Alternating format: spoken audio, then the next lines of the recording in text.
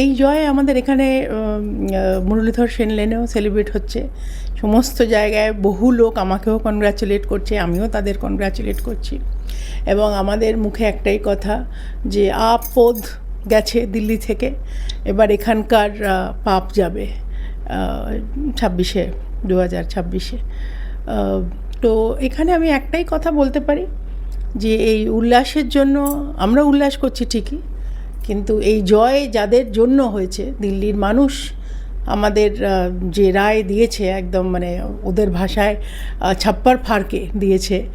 আর আমাদের দিল্লির কার্যকর্তারা বা আমাদের এখানে মাননীয় রাজ্য সভাপতি গেছিলেন ক্যাম্পেন করতে, লিডার অফ অপোজিশন গেছিলেন, শ্রমিক ভট্টাচার্য ছিলেন, আমাদের নেতারা ওখানেও ক্যাম্পেন করেছে।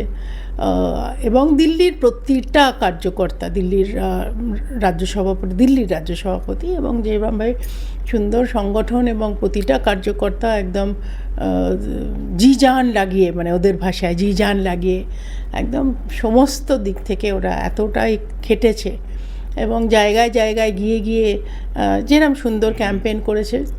সেখানে আমি একটাই বলবো যে এই জয় তাদের জয়, এই কার্যকর্তাদের কাছে আমি নতমস্তক। পশ্চিমবঙ্গের কার্যকর্তাদের এই ডেডিকেশন শেখা উচিত।